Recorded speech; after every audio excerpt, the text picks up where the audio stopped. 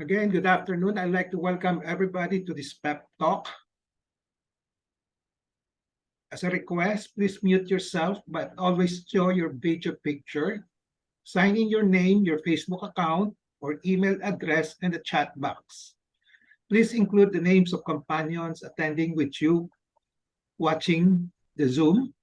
Use the chat box to ask questions and make comments while the pep talk is on. There will be group pictures at the start and end of the pep talk, so please show your beautiful faces in the video. As a reminder, please take the online Learning Cum Evaluation Test exercise, or OLETE, for Mastery of Learning, and have a perfect score to get a certificate like the one shown below. Another reminder, for mentees who will be getting 50 OLETE certificates, meaning they have taken the OLETE for 50 times and then have 50 OLETE certificates, this will entitle him or her to one voucher for a ROJoson telemedical consultation. The voucher is shown here. A request coming from me again will be, please type in your feedback in the chat box during the open forum and before we part ways. So let's now have a group picture taking before we start the pep talk proper in 2 minutes. Please show your faces in the video.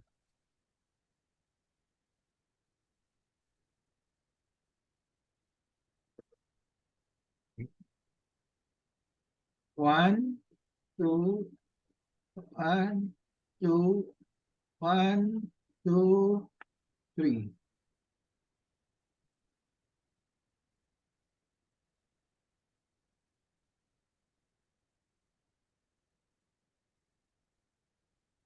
Ano yung aking camera?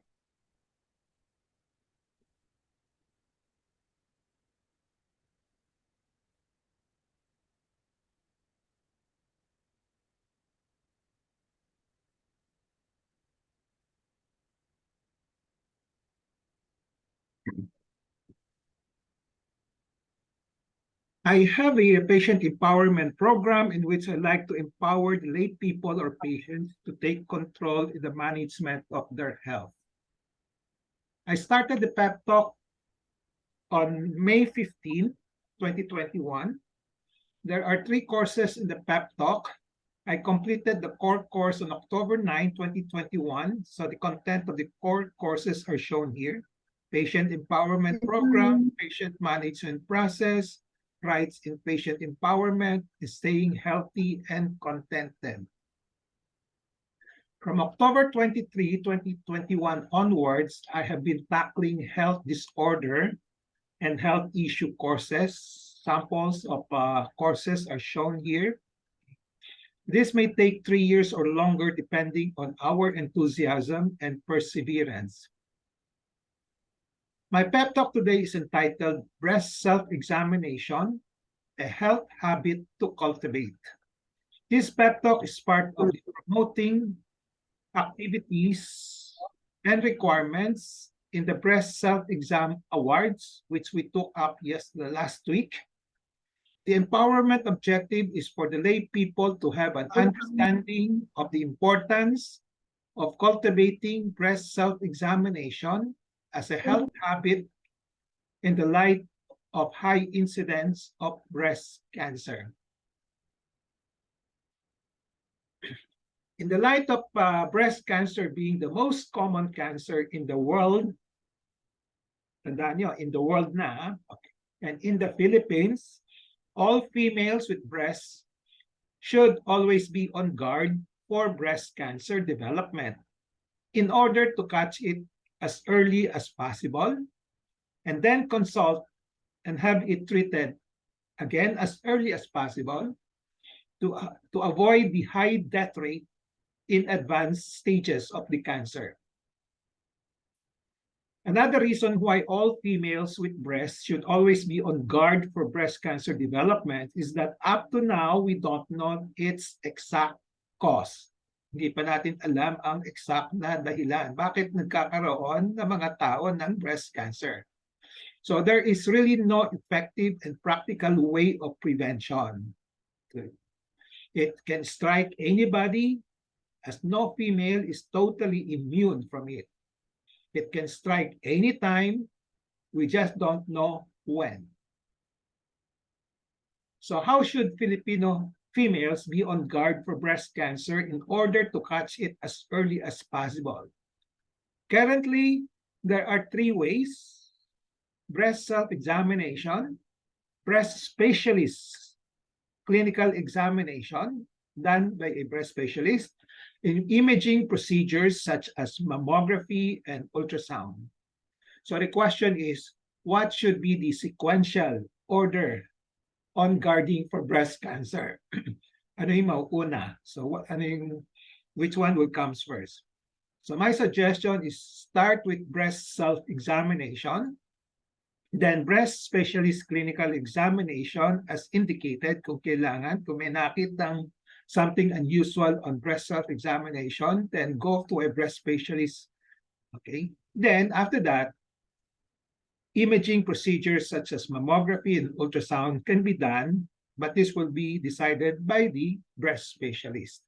So mauna yung breast self-examination and not jump right away to a imaging procedures like ultrasound. Okay. Now, why start with breast self-examination? Sinabi ko, mauna muna yung breast self-examination.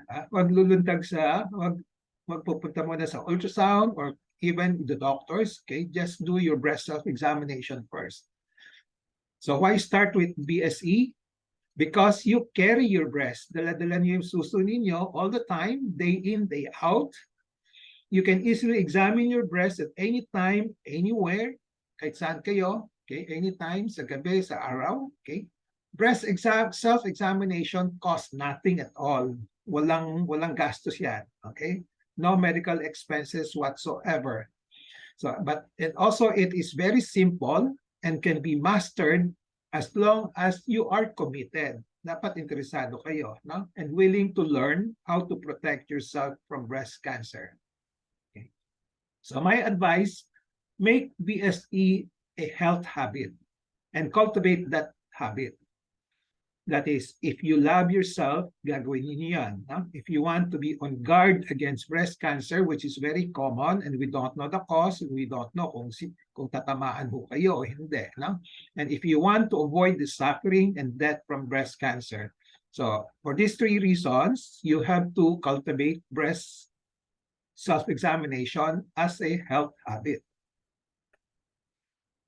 My advice is do not omit breast self-examination and jump to the second and third ways, which is very commonly done by a lot of Filipino women and being advised also by a lot of industries, facilities trying to promote their business, especially the mammography and ultrasound. Okay, so do not omit breast self-examination and jump to breast specialist examination, imaging procedures. Why? The main reason here is that if you do your BSE regularly, particularly monthly, pwede ng monthly, pwedeng hindi naman everyday. But if after taking a bath, you can palpate your breast, pwede na rin, okay? And if you are committed and trained to do it, you are in a better position to detect the breast cancer early. As I said, you are in a better position than the breast specialist or the ultrasound or mammography. I will explain this later. Bakit you are in a better position. So, why not omit BSE? Why not to omit? Why not to omit BSE and jump to the second way? Let's talk about the second way muna, which is the breast specialist, okay, like me, okay? Okay. So if you do your BSE regularly, particularly monthly, and if you are committed to do it, you are in a better position to detect breast cancer early, better than a breast specialist like me. Inaamin ko yun. Okay, I'm a breast specialist, and I'm telling you, if you do your breast self-examination regularly, you are in a better position to detect it than me. Because, okay,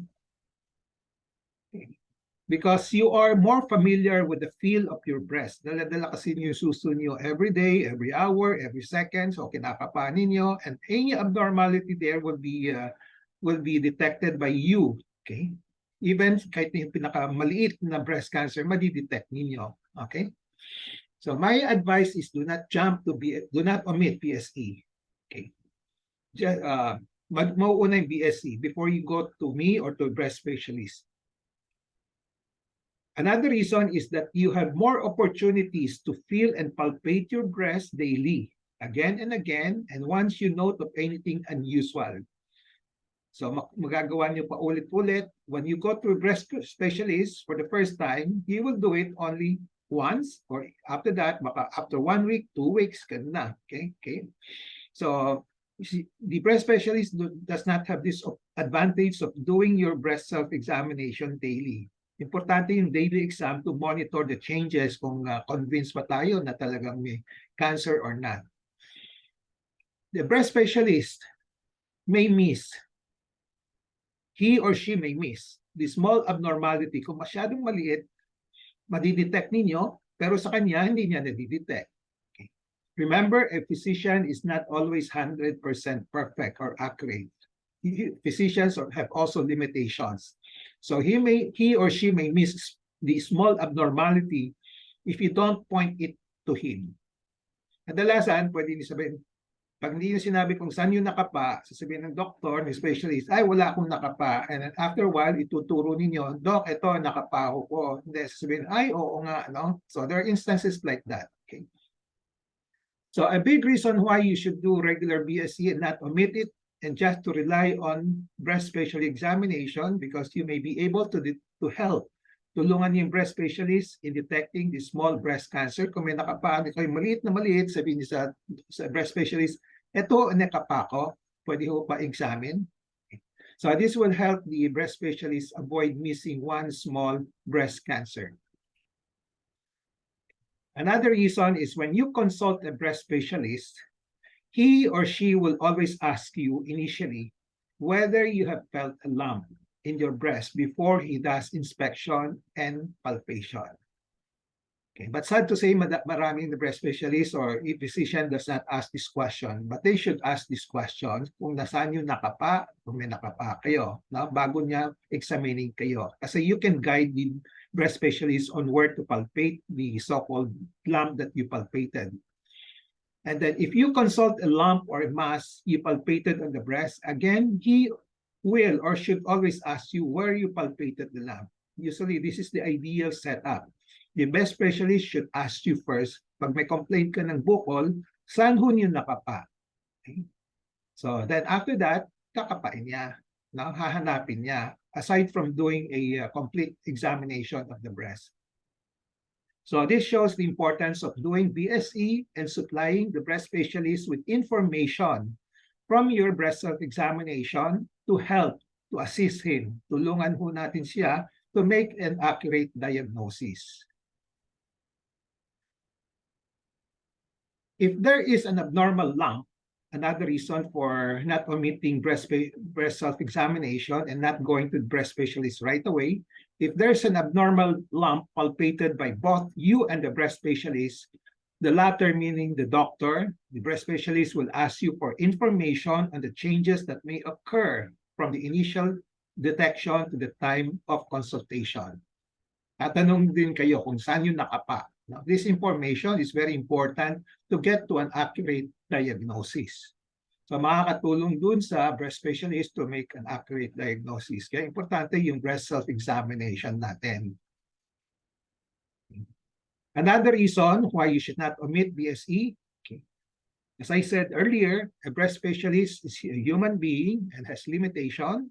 He is not always 100% accurate in his evaluation. If he misses a breast cancer on medical consultation, yung first time, he will ask, if he asks you for a checkup, breast checkup after 6 months, sabihin niya after 3 months, 6 months, 1 year. So pagbalik mo, baka yung missed na breast cancer, andun pala, and then it can grow bigger and more advanced at the time that you come back, you went to the next checkup. Okay? So this is another big reason why you should not you should do regular BSE and not omit it, just to rely on the breast specialist examination. Another reason is we don't know when breast cancer will appear and become evident. For example, if during a medical consultation, there was no evident cancer yet, walang nakita, yet the breast specialist advises check-up after 2 years. Meron ka na, check-up after 1 year, after 2 years, kasi walang nakapa. After the initial consultation, this breast cancer becomes evident kasi hindi natin alam kung kailan darating. So nag-appear siya, okay, say example, 6 months or 3 months after. Okay.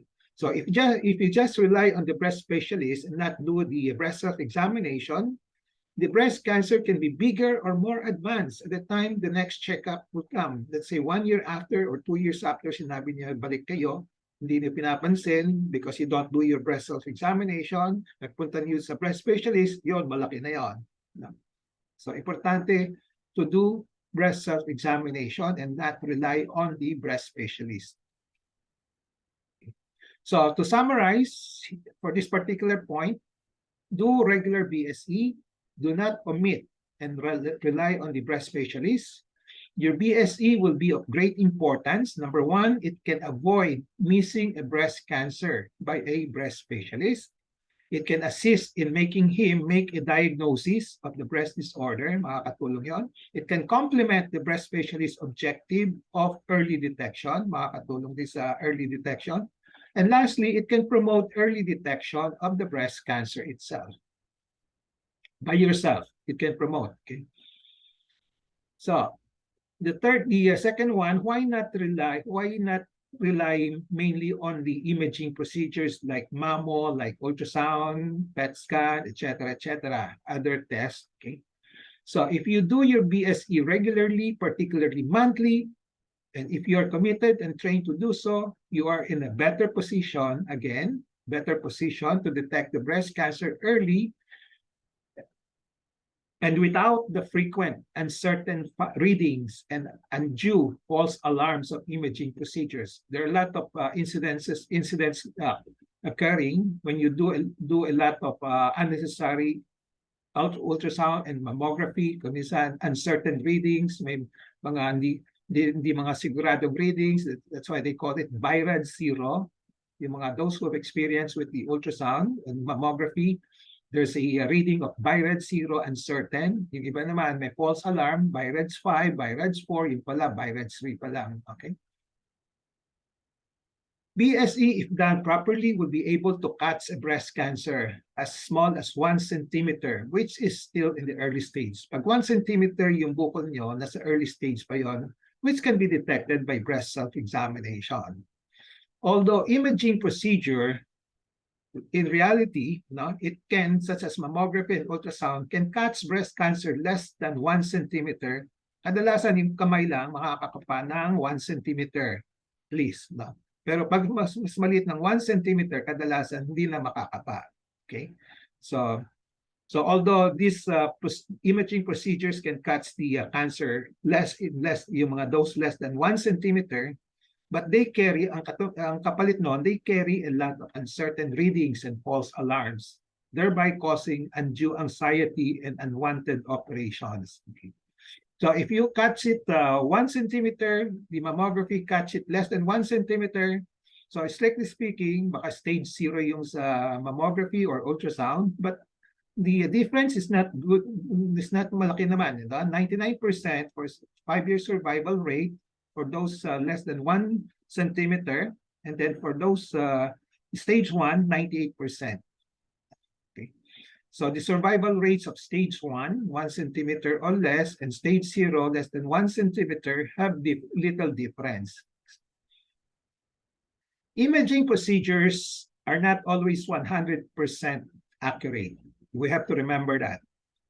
They may miss and erroneously interpret lumps and palpated by patients in BSE and breast specialists in their clinical examination. Kamisan na may miss, false negative ang tawag dyan.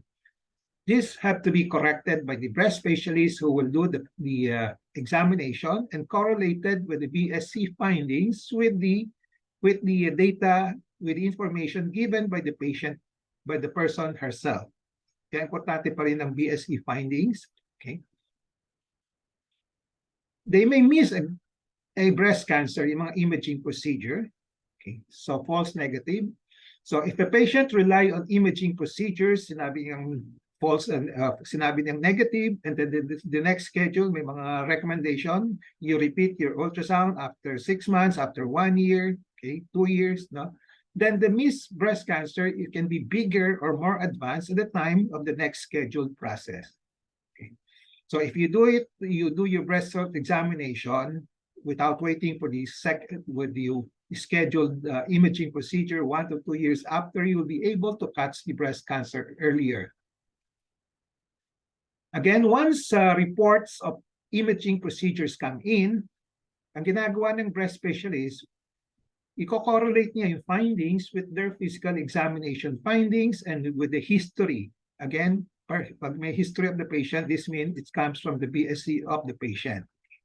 Okay, so palaging binabangga yung imaging procedures with the physical examination findings of the specialist and also by the patient himself, herself. Okay.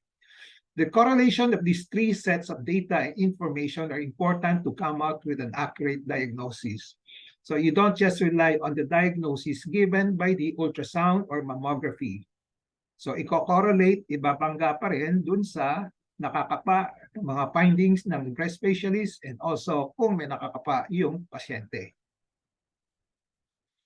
Except for patients with high risk for breast cancer, yung mga may strong family history of breast cancer, okay, where mammography is being recommended as a screening. When you say screening, walang nararamdaman, walang nakakapa. Okay. So imaging procedures should be done for these high-risk patients only when indicated. That is, okay, as I said, if there is only if there is an abnormality detected by the breast specialist and there is uncertainty in his diagnosis that a diagnostic test is needed. Okay. High risk pwedeng mammography, but for those who have symptoms, abnormality na hindi sigurado yung breast specialist kung ano siya, okay, then imaging procedures can be done. Okay.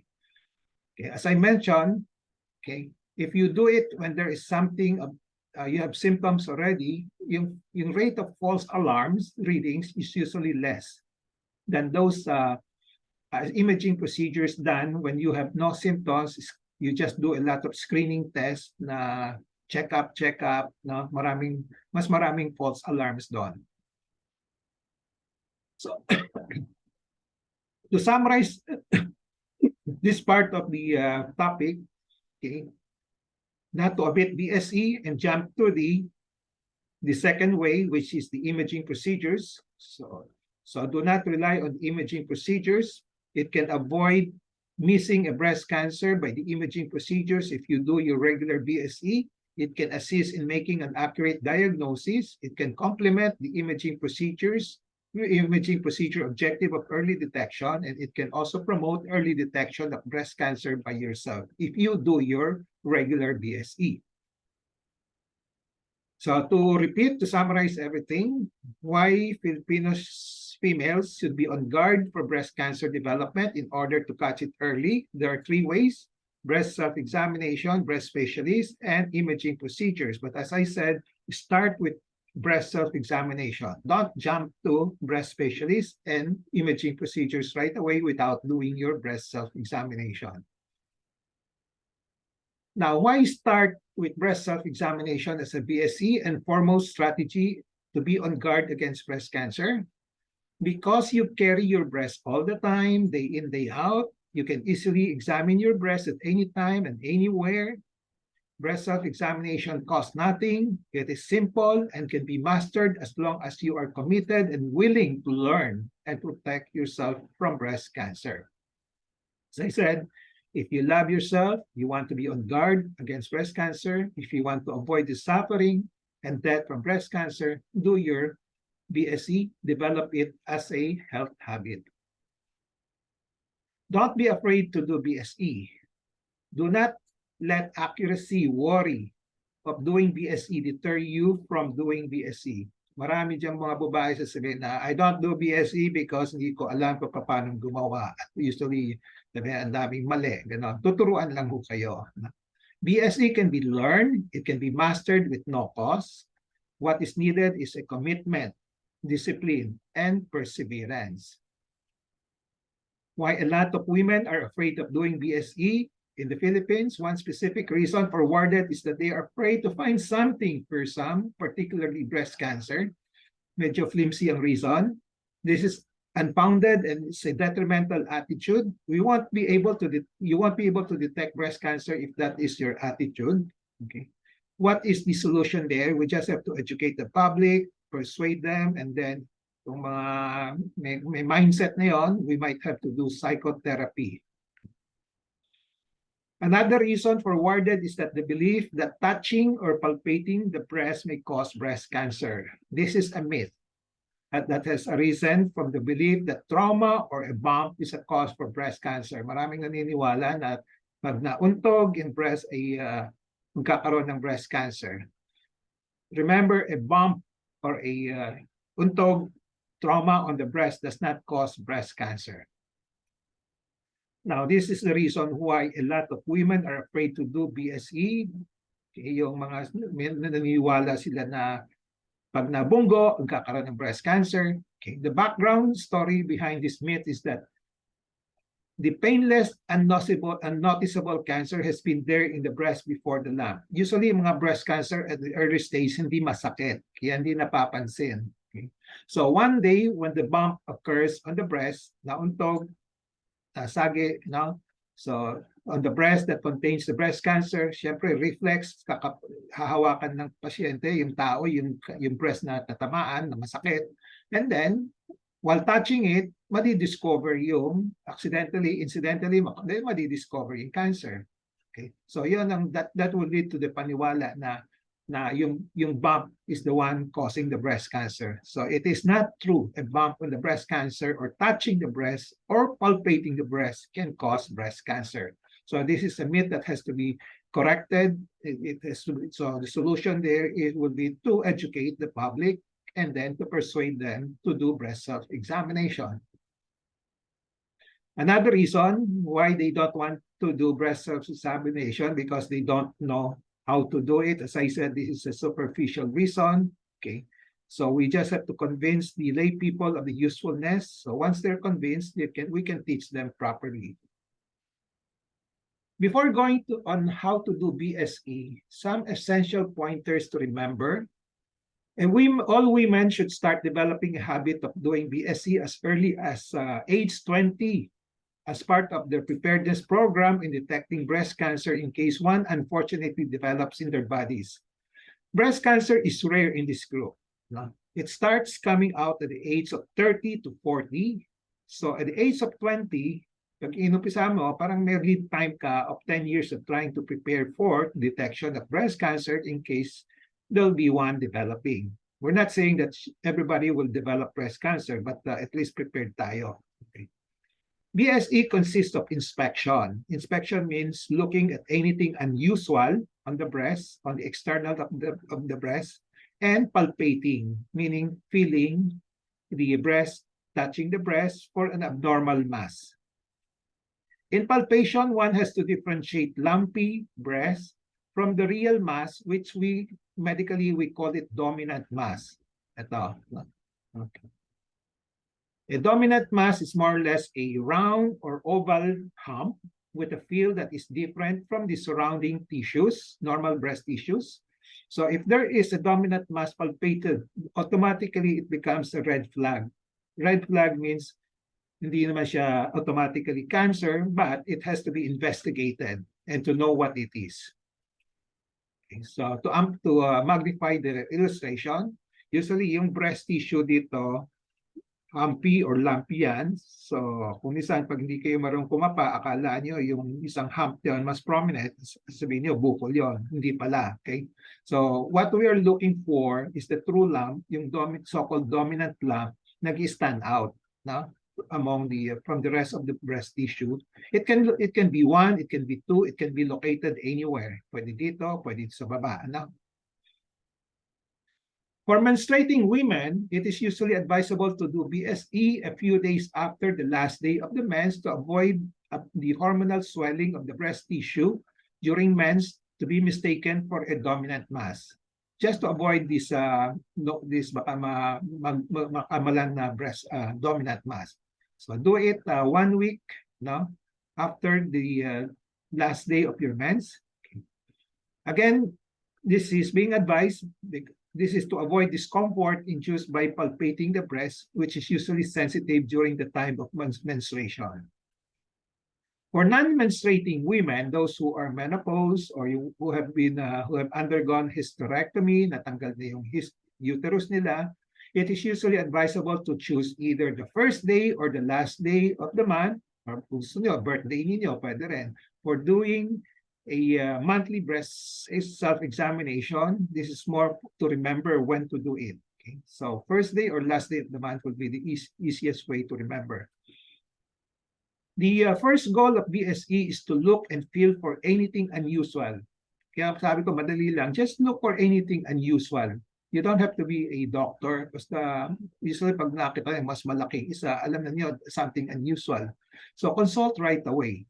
So once something unusual is found, either it is closely monitored or persistent, pwede niyo obserbahan for a few days or few weeks, no? Or it is brought, kung takot kayo, may something unusual, pakita na niya sa isang breast specialist. So the self-monitoring of doubtful unusual findings can be done by repeated breast self-examination on the same day. Pwede niyo ulitin yung breast self-examination on the same day, or the next day, or the next month. Pwede, no? Okay? As long as it's not progressing, pwede yung, a lot of times it can be, yung consult can be delayed for about 2 weeks, or sometimes even 1 month, depending on the course of your findings. Kung lumalaki at masyado masakit o ano, okay, punta na kayo sa doktor. The second goal of BSE is try to interpret the unusual findings as much as possible. If unable to, to find one and the red flag is present, consult a breast specialist right away. Okay. So we have to teach you how to interpret the unusual findings. There are many techniques as there are authors. Mga BSE na babasa niyo sa internet, maraming klaseng technique. Just choose the one that is very simple and practical to do as long as the endpoints or goals are reached, especially the first goal, which is to find something unusual.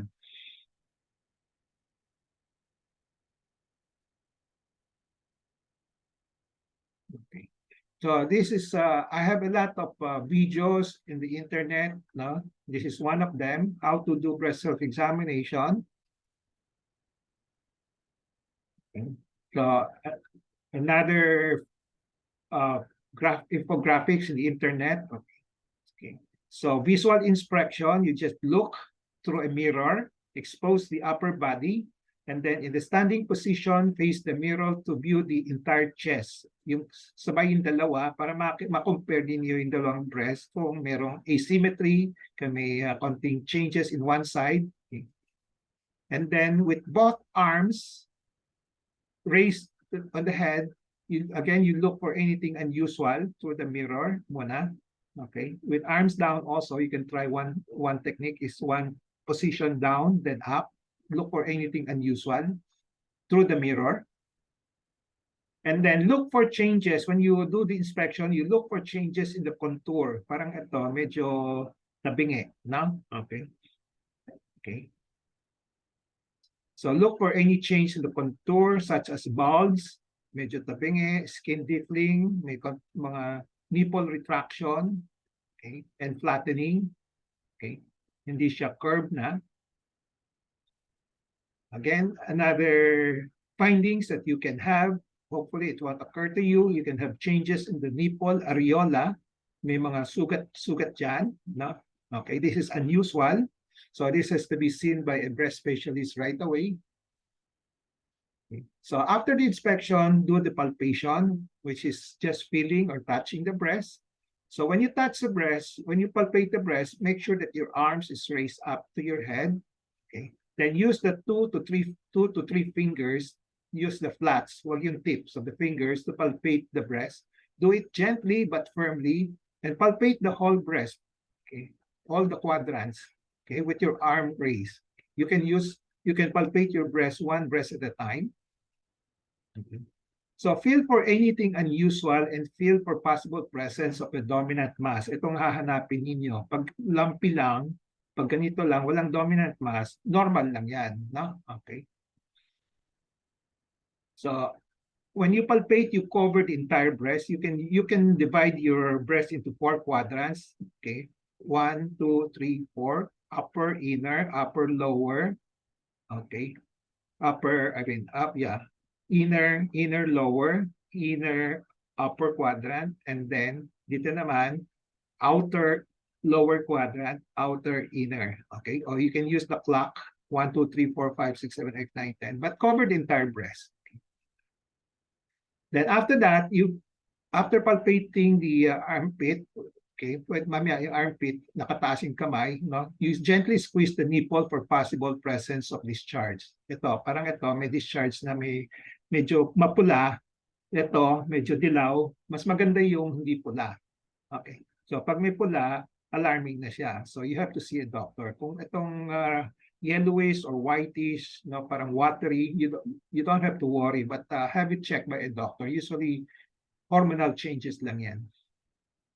So when palpating the armpit, yung sa kilikili naman, you're trying to palpate for any lymph nodes. Dapat nakababa yung kamay, no? So para lax yung armpit mo. Para mapalpate mo ng mabuti yung kilikili mo for lymph nodes. Kasi kung may lymph nodes, at kung may bukol ka dito sa breast, most likely cancer na yon, no? Kasi parang nag-spread na siya. So repeat the same procedure on the other breast after you've done with the one breast, then go to the other breast. So be sure to cover the entire breast. Okay. So interpretation of findings on BSE. Kasi a lot of times kasi yung tinuturo sa internet, they don't teach you how to interpret. Here, I'm trying to teach you how to interpret para meaningful ang ginagawa ninyo. Huwag kayo matatakot. Ha? Okay. So kung saan natatakot kayo, sabihin nyo, ay, ayaw ko nang gawin. Hindi gano'n. No? Okay.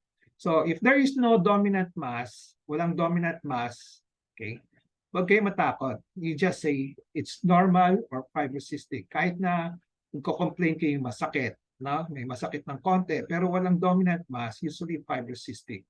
Okay? And usually, tandaan nyo, fibrocystic usually have pain. May pain siya on and off, but there is no dominant mass. Okay? So mas nakakatakot yung bukol kaysa yung pain. Okay? So tandaan ho ninyo yan. So kung meron namang watery discharge or yellowish, usually fibrocystic changes yan. Okay? It's not cancer. But when you have a blood or red discharge, usually pag walang bukol, intraductal, benign pa rin. Intraductal papilloma, usually benign pa rin. No? Okay. Pero kung merong bukol, cancer ang kalaban niyo kung may red discharge. Kung may mapula-pula yung breast niyo, then walang bukol, we call that mastitis. So inflammation, infection of the breast, no? Mastitis. Now, kung may pigsa, parang pigsa, may bukol at fluctuant, ibig sabihin nababaon, parang may laman, may fluid, baka nana, mapula-pula, we call that abscess. No? Okay, so kung merong naman na dominant mass, pero cystic siya, cystic means parang may fluid, pag dinidiin ninyo, bumabaon, most likely may fluid, we call that macrocyst. So huwag kayo rin matakot yan. Most likely, usually benign yan, macrocyst. 99% benign yan. Yeah? So you suspect cancer when you find these things. As I said, kung may nipple discharge na may mapula, medyo dugo at may bukol, you suspect cancer already. Okay. So ito yung mga usually cancer kasi nag-invade ng surrounding tissues, okay? And then it also spread. So you look for signs of local invasion of the breast mass and adjacent tissues and signs of spread. And then the other thing to look for, ito nga, yung bloody nipple discharge and the breast mass. So ito yung mga behavior ng cancer, usually pwedeng ito. Okay. Ito yung distorted na, nag-invade na surrounding tissues, kinakain na yung sa tabi-tabi. Ito, lumabas na dun sa balat. So those are signs of invasion already. Okay. So if you see signs of invasion, no, yung hindi gumagalaw, fixed, also a sign of invasion, you suspect cancer already. Okay. And then yung mga kumakalat sa kilikili, again, that's a sign of spread, no? You suspect cancer already, no? So, summary and takeaway for this particular talk. As I said, this is in preparation for the BSc award, okay, to help you join the BSc award, okay. So try to develop BSc as a health habit. Make it as your first and mainstay screening and detecting armamentarium for breast cancer. You can complement BSE with breast specialist examination and imaging procedures like mammography or ultrasound as needed and indicated, kung kailangan lang. Do not rely solely on breast specialists and imaging procedures as they may give a false negative findings at the time of examination. And if you do your monthly breast self-examination, you may be able to discover a dominant mass that may appear before the next checkup. This way, you're able to discover a dominant mass early. Do not listen or be discouraged by negative recommendations on BSE. Okay, maraming nagsasabi hindi maganda ang BSE, kaya pinopromote nila palagi mammography na lang, no? Do not be afraid to do BSE as it will cause breast cancer. This is a myth. Do not be afraid to do BSE because of fear of finding a breast cancer. If there is a breast cancer and then when you do your BSE, chances are you have detected it early enough. Do not simply say you don't know how to do BSE just to justify your reason for not doing BSE. You have to learn how to do it because of its usefulness. You can easily learn it as it is simple and I will teach you. Okay. Doing regular BSE is an investment on your part. Nobody knows when breast cancer will strike. Do your monthly BSE so that once breast cancer strikes, you can detect it early enough. And with early detection, early treatment, your chances of cure will be high. So if you don't BSE, and if a breast cancer appears and is already in the advanced stage, you will be blamed for the situation. You will be told that you did not love yourself and your body enough. So, walang sisihan kung di kayo. Okay. So, BSE as a health habit is very simple and without cost. It can be repeated anytime without any added cost. It can be done anytime and anywhere. It can detect breast cancer and other breast diseases. It can detect early breast cancer as long as it is done regularly and properly, and as long as it is reported to a breast specialist early enough. Kailangan early din ang consultation if you've detected something unusual. Consult a breast specialist right away once a dominant mass is detected during BSE.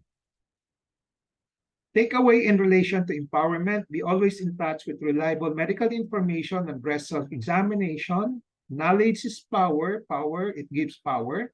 Use the 4 Ks of patient empowerment, kaalaman, kakayanan, karapatan, and kapangyarihan to gain greater control over decisions in the management of your breast health and in detecting breast cancer early in case it occurs. So this will end my pep talk today, breast self-examination, a health habit to cultivate. I hope I have empowered you to have an understanding of the importance of cultivating breast self-examination as a health habit in the light of high incidence of breast cancer.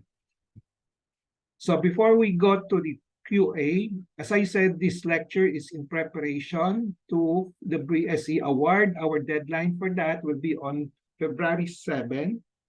So this will try to help you fulfill one of the requirements, which is to attend this lecture. So I'll just say a few words about the breast self-examination, which I discussed this last week. So the project was launched on January 15. The primary objective of the club is to promote early detection of breast cancers among Filipino women, okay, specifically to promote and advocate the practice of breast habit called the regular breast self-examination among Filipino women so that in case a breast cancer strikes, they will be able to catch it early enough and have it treated as soon as possible. This is the greatest objective of the awards. Here are the general mechanics of the award. We will be teaching the registrants on how to do breast self-examination, teach them how to interpret findings, then document their performance of regular breast self-examination for at least 9 consecutive months with a report card and a video every quarter with clothes on, total of about 3 videos, and then incentivize them with certificates and cash awards. So this is an illustration of the mechanics. We will teach the registrants on how to do the breast self-examination. I will give you links in the future on the other learning materials. So this is a video on how to do breast self-examination with clothes on, which have to be submitted to us to qualify for the awards. So showing these participants doing the breast self-examination, palpating, okay, from one quadrant to the other. I will just fast track it. Okay.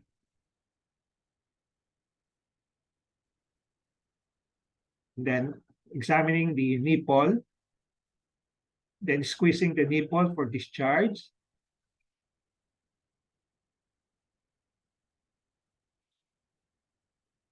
Then after that, palpating the armpit for possible lymph nodes, which could be a sign of cancer, also breast cancer, yung mga pulani. Okay.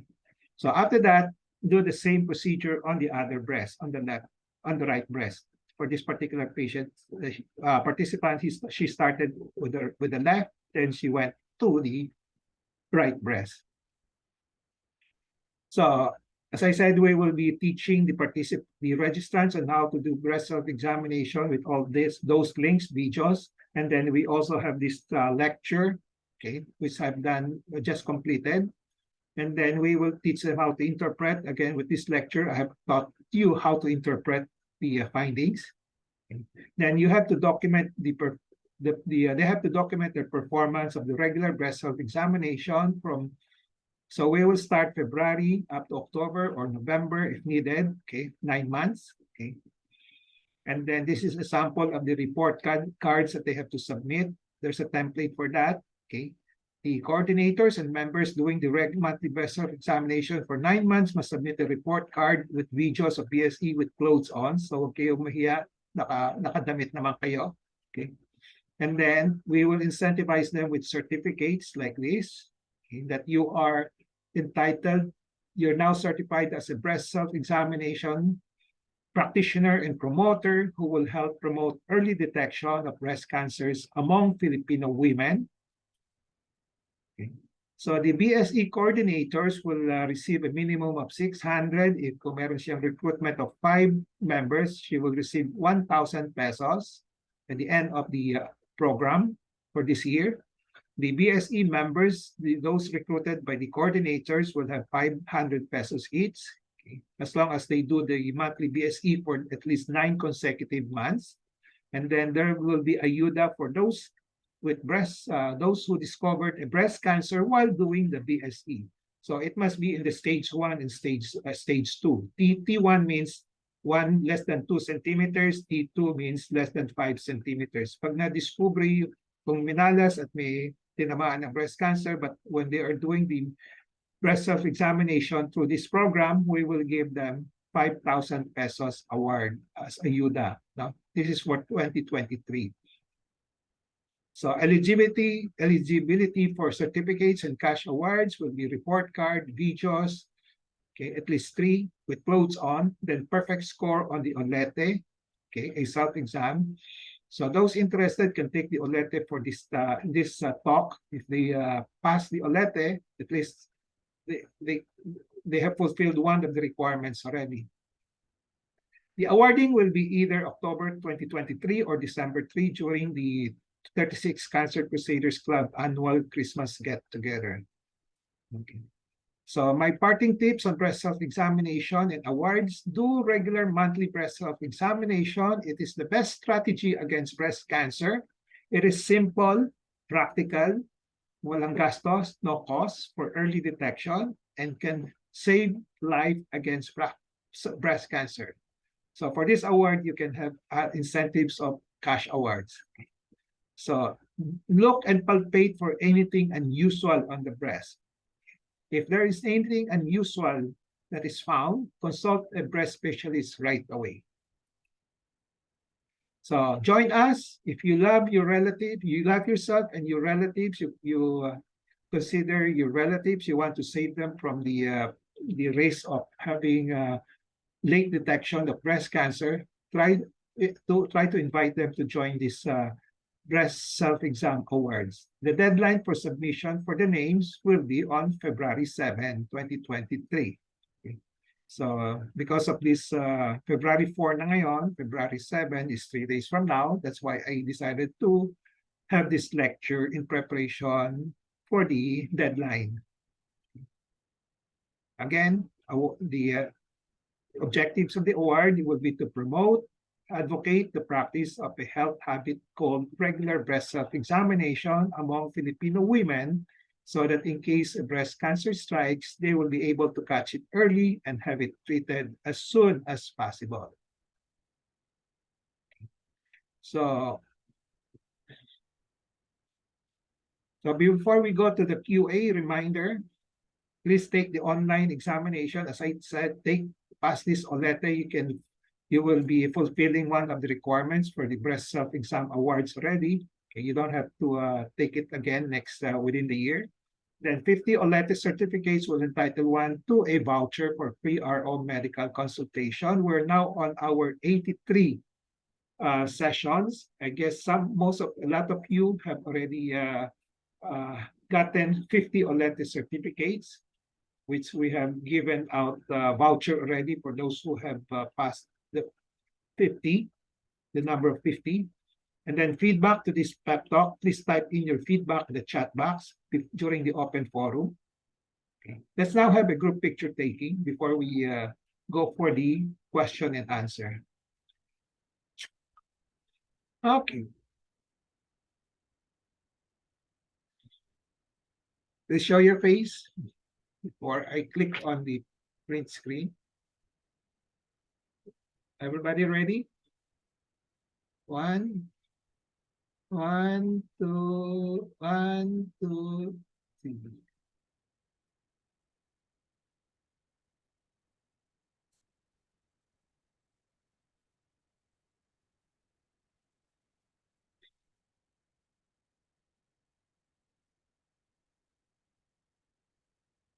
Okay. The floor is now open for questions, comments, sharing of experiences, etc.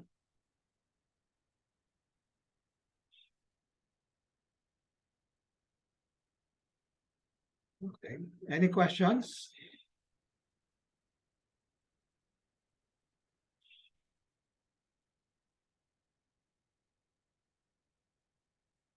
Everybody is set for the awards registration. Mel?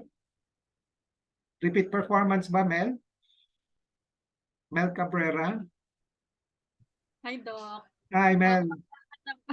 Ha? Maghahanap ako ng Doc, ng tawag dito. Kung sino yung pwede kong i-invite. Okay. So, pero sasali ka? Pag meron akong Doc, pag meron akong na-recruit, na-convince. Oo. Pero yung mga kasama mo, yung na-recruit mo, sabihin mo rin kung gusto nilang sumali. Yes, Doc. Okay. So, submit the names already, no? As soon as possible. Kahit na wala pang 5, you can submit the names already, no? Okay, Doc. Okay. So, Mayan, sali ka ulit? Yes po, Doc. Kasi may additional po yung mga auntie ko rin. Yeah, Okay lang po ba? okay, lahat. Sige po. Okay. Bali, Doc, si Doktora Ethel po yung sister ko, bali champion na po siya, hindi na siya pwedeng no? Coordinator siya, maghanap siya ng 5. Sige po. Sabihin ko po sa Kung wala kanya. naman 5, di kahit na 3, kaya lang di 1,000. Di ba? Okay. Okay po. So, mas, Noted. okay. So last year, Noted po, Doc. naka-10 ka 10 ang na-recruit mo, di ba? Opo. Kaya you received 2,000, di ba? Opo nga. Galit pa nga po iba kong tita dahil hindi ko daw in-inform. Okay. So, please submit as soon as possible para para Bali, Doc, name lang po ba? Ah. Name lang or including the day, the birthday, age, ganun po ba? just like last time. Including the age, birthday, ganun po ba? And then Or name lang pwede names lang? mo na for me, and then gamitin mo yung report card. I'll send you the template for the report card. Pareho lang yung report card last year. Pareho lang. Okay? Okay po, Doc. Okay. Okay po. Thank you po. Okay. Sino pa? So, sino pang gustong sumali sa Breast Self-Examination Awards? Do I look forward to more? Baka I'm targeting 135 this year.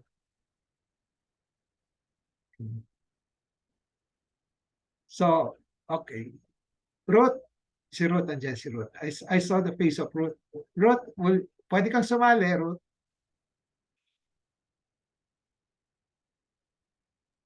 Good afternoon po, Doc. Ha? Okay, nag-observe po ako kasi bago pa lang po ako. Yeah. Pero nakita ko po yung advocacy po nung ginagawa nyo. Possible po. Pwede po akong sumali kasi stress po ang mga kasamaan ko sa eskwelahan. Yeah. Yun po. Kaya gusto ko pong malaman kung paano ako mag-start para po ako makasali. Okay. Okay. Kilala mo si Maybell ang kilala mo, di ba? Si Maybell. Yes po, si Mabel po. You can ask Maybell kung sasali siya ulit this year. Last year she was a coordinator, no? Okay, she has 2 co-teachers as members, no? So kung sasali siya ulit this year, she can be the coordinator with you as a member, no? With you as a Opo. tuturuan ka niya, no? Kung di naman, kung di siya you can be a member of one of the group. Sino ba? Okay. Sino bang pwedeng sumali? Who can take her in? Who can take her case? Sino pwedeng tumulong kay Ruth? Baka si Mel. Kung wala kang ma-recruit Mel, ito kunin mo na si Ruth, tulungan mo na lang. No? Or si Radis, meron na si Susan Argel. Radis, tumawag na si Susan. Oo, Doc. Okay, Si good. Ruth, kung gusto niya. Walang follow-up? Wala pa siyang Okay. Sige. Anyway, Kulang pa. tutulungan ka namin, Ruth, kung paano ka makakasali. Okay. Sige po, Doc. Okay. Salamat po. You're welcome. So, any more questions? Any questions on the BSE itself? Aside from the awards?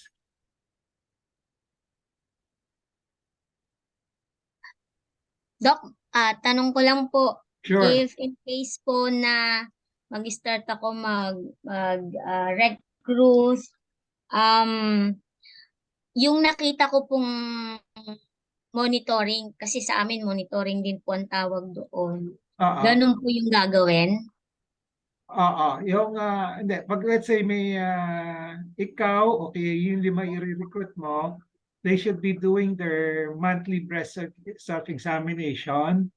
Kahit na monthly lang, hindi naman everyday, di ba? Okay. Opo. Then, i-jot down lang nila the day that they did the breast self-examination on a piece of paper. May template ako, is piece of paper, no? Okay. Opo. parang we call it report card, no? Parang sa teacher sa school din yun, teacher si Ruth, no? Okay, report card. And then yung ginawa niyang VSE on what day, ililista lang niya, no? Okay. Yes po. So for the next 9 months, basta tuloy-tuloy, no? And then after every 3 months, ang sasubmit niya yung isang video clip na she's doing breast self-examination, no?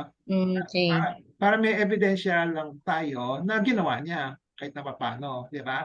Okay. And then we can also look at the video kung tama ang ginagawa niya, di ba? Okay. So tamang-tama, teacher ka, di ba? So we want to take a look to evaluate kung tama ang ginagawa, no? Yung procedure, no? Okay. So madali lang yon. Yung short clip na may damit naman, kaya huwag siya mahiya, no? Saka yung pag video, huwag lang isama yung ulo, no? Hanggang sa katawan lang. Parang yung present ko kanina, video of, Opo. no? So yon, madali lang. Then, ang sending po noon, iipunin ko po. Tama po? Yeah, pero every month, ipadala mo sa akin para I can see also kung sino ang sino ang tumutuloy sa ano, para I can prepare the awards, no? Maghahanap pa ako ng cash awards eh. Meron pong maximum na minutes ng video na isi-send. Wala. Usually from experience, mga 5 minutes lang yan eh. No? Tanong mo sa okay. Sino? Phoebe, gaano katagal yung video? Phoebe? Tanong natin kay Phoebe Caldino. Sumali si Phoebe last year eh. Phoebe Cardino. Gaano katagal yung video? Unmute. Mute. Mga 3 minutes lang po. 3 minutes lang. Mm, Short clips lang. short lang yan. Okay. So, may ni-recruit ka na, Phoebe? Bago? Wala pa po. Wala pa. Sige, try your best. No? Sige po. Yung mga members mo pwede mag-recruit. Mayroong isang interesado. Kasi isa ngayon wala ako sa bahay eh. Hindi ko makontak yun. Okay. Sige. Okay. Okay. Is there an extension of submission of numbers? Ano? Is there an extension of submission of the members? Members. Yeah. I-extend natin February 7, ganon? Ano yung number? Ano number yung kung ilan? Extend. You said it's until February 7. Would you like to extend it a week more? Sige. Anong gusto mo? February 14? Yeah. Valentine's Day? 14. Yeah, 14. Sige. Because my members are not yet ready. Sige. 14 pwede. Okay. And pwede pa naman. At least mag-start sila ng February. Di ba? Yeah. Okay. Para may 9 months consecutive. Kasi kung mag-umpisa yung members gustong sumali ng mga June, hindi aabot ng 9 months after diba? Okay. So dapat mag-umpisa ngayon, no? Yeah, I will submit it maybe in a few days time. Okay. Feli, you want to join? Feli? February, March, April, May, June, July, August, September, October, hanggang October na. Yeah. Doc, I don't know how to join. You don't know how to join? Yeah. Abet, tulungan mo nga siya. Ma'am Feli, I will teach you. Okay. Okay, I'm going to contact you through Mrs. Juliet po. Okay? Yeah, you know my sister. Yeah, I know your sister. Sinong So sister we niya? communicate. Juliet po, Okay. her sister. Okay. Sige. Tutulungan ka. Okay. So, tama ba yung sinabi ko? In my lecture, Feli, do your breast self-examination, and then don't rely too much on the ultrasound, mammo. Yeah. Tama? So Yes. then I said a lot of false positive. Mm. Tama? I'm doing my breast self-examination every time I take a bath. Yeah, okay yon. Pwede, pinakamaganda yon. Take a bath, no? Yeah, kasi kamisan, it's, kami naman, we just, kahit now, at least once a month na lang, di ba? Okay. Minimum. Okay. Maximum once every day. Yeah. Okay. Pero okay, can you share your experience yung sinabi ko na may mga maraming false positive yung ultrasound, di ba? Yeah. Okay. Sige, can you share? The first time I went to a hospital, I got my ultrasound at BRAT 4. Okay. So I went to use doc, Yeah. and then you told me to take another ultrasound in Manila Doctor Hospital. So I took it and I got a BRAT 3. And then I went to another hospital to take another ultrasound just to confirm it. And then I have a BRAT 3 again. Okay. And you told me after 6 months to take one ultrasound again and then go to you. Okay. So that's an illustration of what I said in my lecture. A lot of false readings, di ba? False readings from the ultrasound and even mammography. So we just have to correlate it with the CAPA, in breast self-examination and breast specialist examination. So do not rely too much on, kasi a lot of Filipino women, they rely just on the ultrasound and mammo, diba? So without doing their breast self-examination. No? So actually, if you do your regular breast self-examination, most of the time, as I said, kung high risk ka lang, then you can go with your screening ultrasound and mammo. Pero kung di ka naman high risk at you're doing your monthly breast self-examination, you don't have to go to this mga test. No? Kasi kadalasan may mga alarming readings, no? Na mahirap na i-dispute, no? Okay. Lalo na may ibang physicians, they just accept kung anong reading ng radiologist, tatanggapin na lang nila at ooperahan ka na, no? Ganon. No? Okay. So yung experience ni Feli will be an illustration, validation of what I mentioned earlier in my lecture. No? Okay.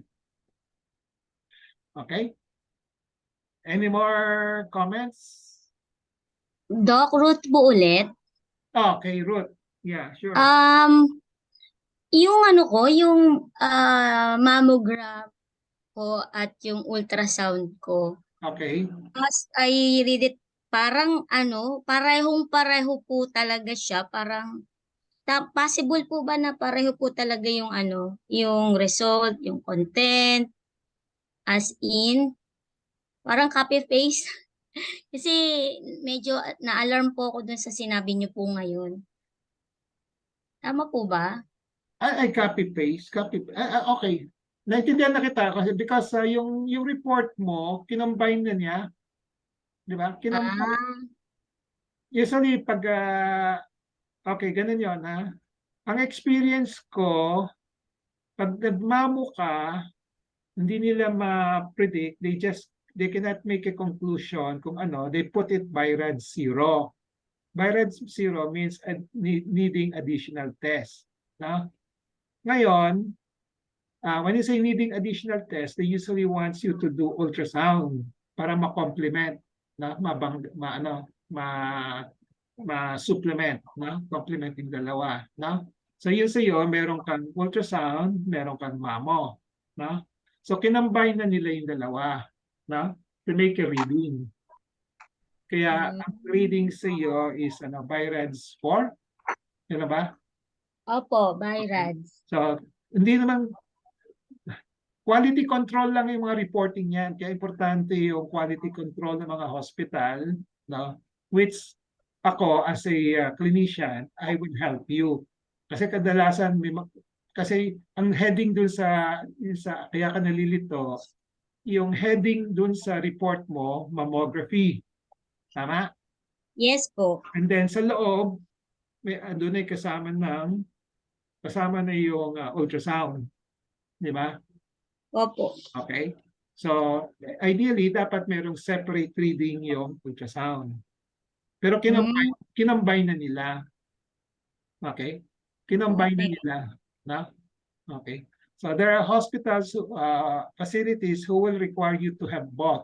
Hindi nila babasahin nila yung report kung walang dalawa, ultrasound and mammo.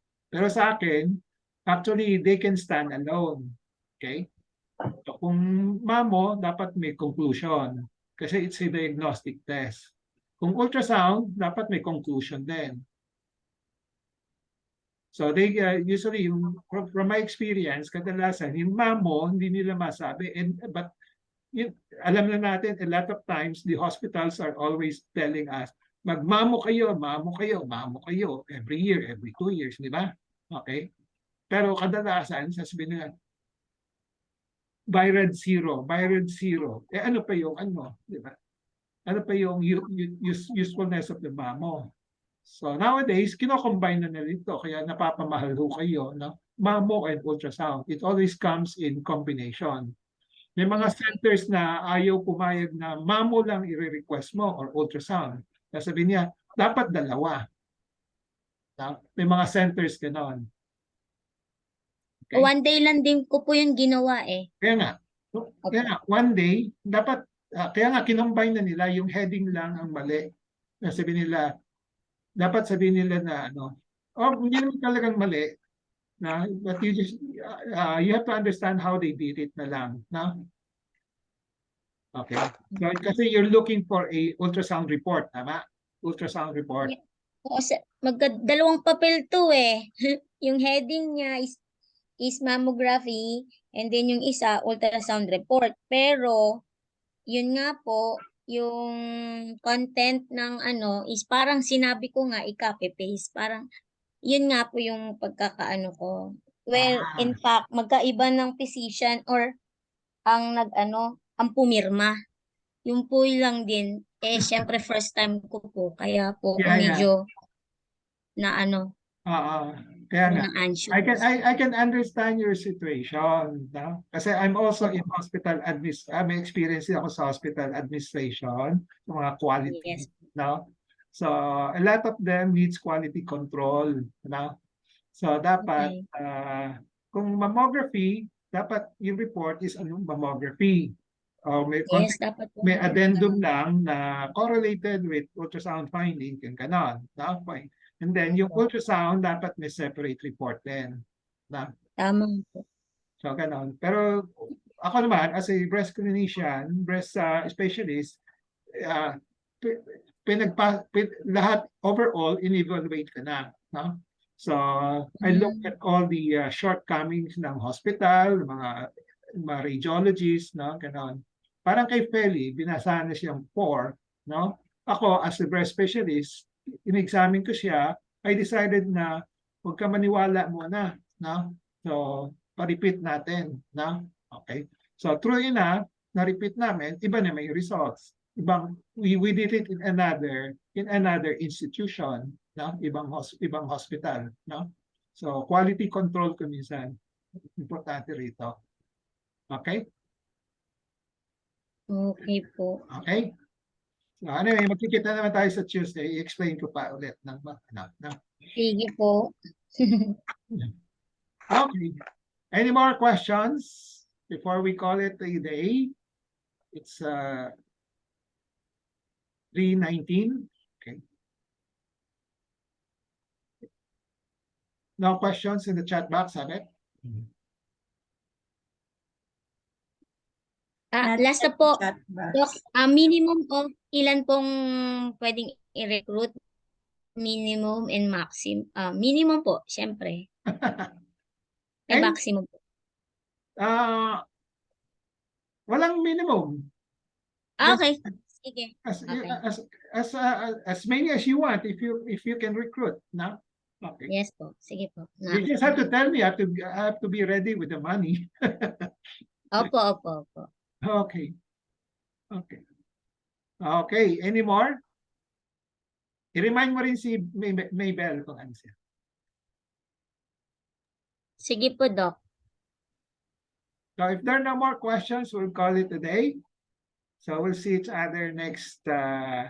So palitan natin deadline to February 14 for the breast self-exam awards. So we'll see each other next week. Next week for the another pep talk. Okay. Lana? Okay. Thank you very much. Okay. Thank you, Doc. Salamat po. Bye-bye. Thank you, Dr. Ray. Bye-bye. Thank you, Bye-bye. Doc. Po. Bye-bye. Ingat po. Okay. Thank you po.